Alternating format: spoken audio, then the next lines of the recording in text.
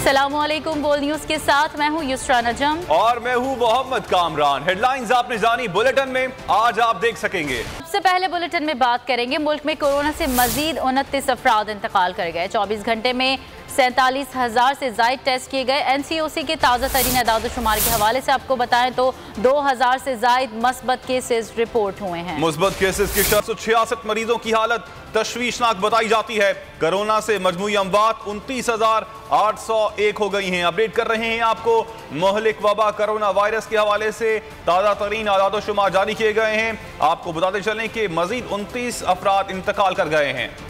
और तवील बंदिश के बाद सिंध भर में 2.5 माह बाद CNG स्टेशन खोल दिए गए। CNG स्टेशन 1 दिसंबर को 2.5 माह के लिए बंद किए गए थे। गैस सिर्फ उन स्टेशन पर मिलेगी जो RLNG पर चल रहे हैं।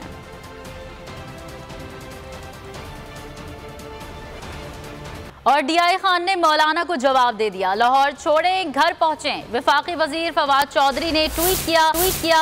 असद उमर ने कहा घर संभल नहीं रहा और हुकूमत गिराने निकले हैं। शहबाज गिल ने कहा इबरतनाक शिकस्त से मौलाना को घर में अदम एतमाद हो गया। फरूख हबीब बोले फजलुर रहमान पर 2018 की तरह अवाम ने एक बार फिर अदम एतमाद कर दिया।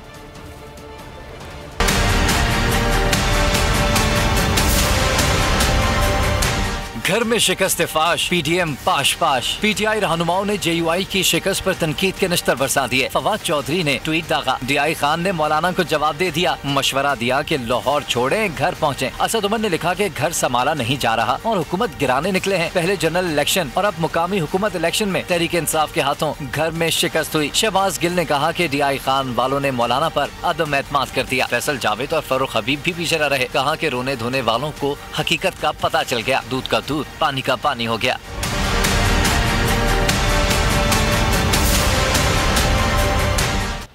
और दूसरी जानिब अपोजिशन का तहरीकी अदम एतमाद के लिए जोड़ तोड़। पाकिस्तान तहरीक इंसाफ भी सियासत की विसाल पर चाल चलने को तैयार है। इमरान खान ने सेंट्रल एग्जीक्यूटिव कमेटी का इजलास तलब कर लिया है। पार्टी तर्जुमानों की बैठक भी लगी। इत्तेहादियों से राबतों पर मुशावरत की जाएगी। इजलास में वजीर आजम के खिलाफ मुमकिना तहरीकी अदम एतमाद से निमटने पर गौर होगा। बल्दियाती इंतखाबात की तैयारियों पर भी मुशावरत की जाएगी। वजीर आजम Imran Khan media strategy team को अपोजिशन के खिलाफ बयान देने से मुताल्लिक हिदायत भी देंगे।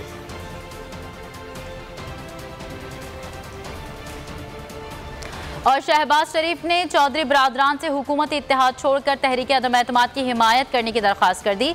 कहा हुकूमत से शिकायतें छोड़ें और बड़ा फैसला करें। चौधरी बरादरान ने हाँ या ना का जवाब नहीं दिया बल्कि मुशावरत के लिए वक्त मांग लिया। नून लीग और काफ लीग की क़यादत की मुलाकात की अंदरूनी कहानी सामने आ गई। शहबाज शरीफ 14 साल बाद मुलाकात करने चौधरी बरादरान के घर पहुंचे थे। शहबाज शरीफ से GDA के अरकान ने भी लाहौर में मुलाकात की।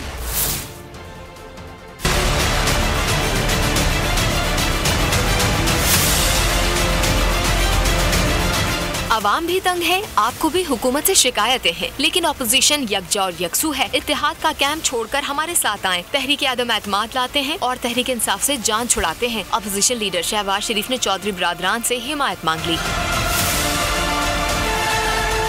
शहबाज शरीफ ने आसिफ जरदारी और मौलाना फजलुर रहमान से मुलाकातों से मुतालिक बताया और कहा कि अपोजिशन यकसू और मुत्तहिद है कि इस हुकूमत को घर भेजना चाहिए। जवाब में चौधरी बरादरान ने वाज़ेह इनकार किया और न ही हिमायत की यकीन दहानी कराई। कहा सियासी सूरत हाल में पार्टी मुशावरत करेंगे, आने वाले दिन अहम है। हम सूरत हाल के तनाजुर में गौर के बाद लाहे अमल इख्तियार करेंगे। शहबाज शरीफ और दीगर रहनुमाओं की चौधरी बरादरान से मुलाकात 1.5 घंटा जारी रही। पहले दौर में शहबाज शरीफ और चौधरी शुजात की मुलाकात हुई। फिर परवेज इलाही भी शहबाज शरीफ से मिले। तीसरे दौर में साद रफीक और अयाज सादिक को भी शरीक कर लिया गया। बाद में राना तनवीर को भी अंदर बुला लिया गया। शहबाज शरीफ लीगी रहनुमाओं के साथ चौधरी बरादरान के घर गए थे। साद रफीक और अयाज सादिक का कहना था कि वो सिर्फ अयादत के लिए आए हैं। चौधरी शुजात साहब की सेहत के पूछने के लिए, अयादत के लिए जा रहे हैं। तो उस पर इसके अलावा और क्या बात करनी चाहिए? समझते हैं आदमी एतमाद कामयाब हो जाएगा? कोशिश तो करेंगे इंशाल्लाह कामयाबी की। आदमी जब कोशिश करता हो तो फिर ऑल आउट करता है। शहबाज शरीफ ने लाहौर में हुकूमती इत्तेहादी जमात GDA के 2 अरकान सिंध असम्बली से भी मुलाकात की। आरिफ जतोई और शहरियार महर की शहबाज शरीफ से आधा घंटा मुलाकात जारी रही।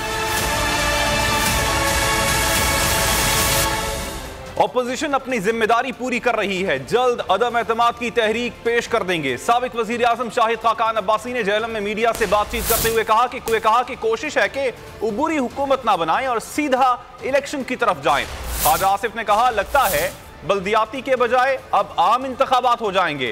दावा किया कि जल्द हुकूमत से छुटकारा मिल जाएगा।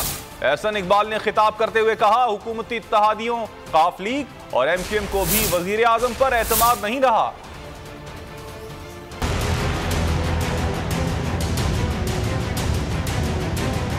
अपोजिशन की जिम्मेदारी है कि हुकूमत से अवाम को निजात दिलाए, इसके लिए कोशिश हो रही है और कायनी तरीका अदम एतमाद ही है। उस पर अब सारी अपोजिशन जमातें मुतफिक हैं और हमें उम्मीद है कि इंशाअल्लाह जल्द ही अदम एतमाद लाया जाएगा और कामयाब होगा। लेकिन मेरी राय ये है कि इसके बाद हुकूमत ना बनाएं और सीधा इलेक्शन में जाएं। लेकिन हो सकता है कि हमें बल्दियाती इंतखाबात से पहले आम इंतखाबात जो है कौम को लड़ने पड़ जाएं।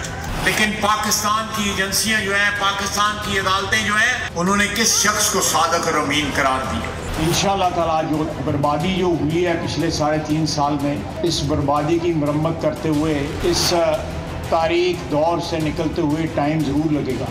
आज इमरान खान पाकिस्तान में जो नफरत के बीज बो रहा है, जो इंतशार पैदा कर रहा है, वो पाकिस्तान को इन बहरानों से निकालने का रास्ता नहीं है, वो पाकिस्तान को कमजोर करके तबाह करने का रास्ता है।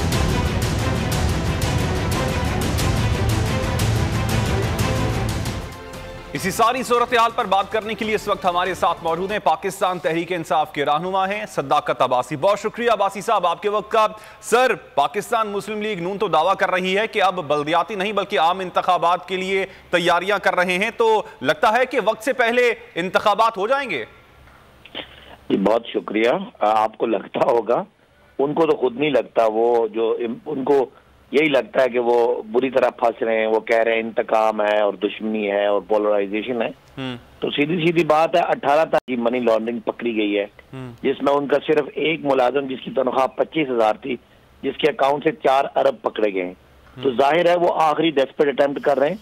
अगर उनको भी कोई यकीन हो रहा तो आपको उनकी बातों से लगता है। दूसरी बात ये इमरान खान ही है जिसने 22 साल बाद जो है शहबाज शरीफ साहब को चौधरियों के कदमों में लाके जाके बिठा दिया, काफ लीग के चौधरी परवेज अलाई और चौधरी साहब के चौधरी शुजात के पास।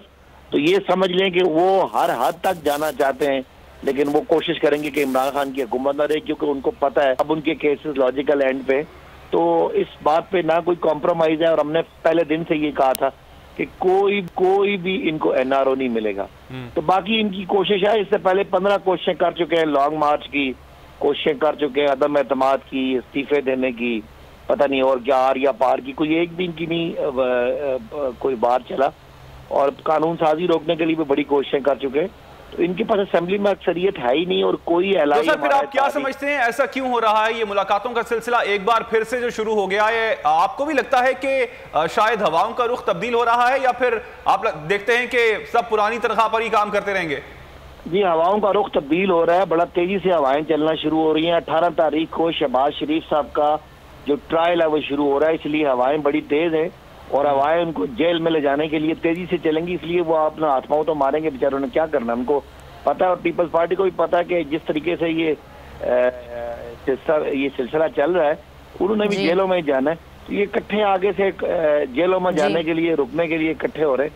लेकिन जब ये इकट्ठे होते हैं, अवाम को ये बात हमें समझाने में आसानी होती है कि 2 महीने पहले जरदारी साहब कहते थे नवाज शरीफ खानदान चोर है और नवाज शरीफ यहाँ से भागा हुआ है। बिलावल साहब कहते थे कि सर्टिफाइड चोर खानदान है। अगर आज वो इकट्ठे बैठे तो इसका मतलब है कि उन्हें कोई चीज परेशान कर रही है। वो सब चोरों को एक अच्छा थानेदार, जो ईमानदार थानेदार परेशान कर कोई चीज परेशान कर रही है। सदाकत अब्बासी साहब ने कहा कि अपोजिशन को कोई चीज परेशान कर रही है। अदम एतमाद की जो तहरीक है वो अपनी जगह पर, लेकिन अभी जो कहा जा रहा है अपोजिशन की जानिब से कि इत्तेहादी जो हैं उनको भी इमरान खान पर भरोसा नहीं रहा है। और हम खुद भी देखते हैं, या MQM की जानिब से कहा गया है कि अगर आवाम खुश नहीं है इमरान खान साहब की हुकूमत से, तो हम भी खुश नहीं हैं। अच्छा, अगर किसी तरह से आपकी खबर ये है कि MQM को इमरान खान साहब पे या PTI पे एतबार नहीं है, तो MQM को पीपल्स पार्टी पे एतबार आएगा, जिन्होंने आज से 2 हफ्ते पहले उनकी खवातीन को और बच्चों को डंडे मारे हैं कराची में अपने हकूक के लिए, और वो बल्दियाती जो निज़ाम है उसको ठीक करने के लिए बेचारे अपनी प्रोटेस्ट कर रहे थे। तो ये सारी ऐसी कयास हराइयाँ हैं।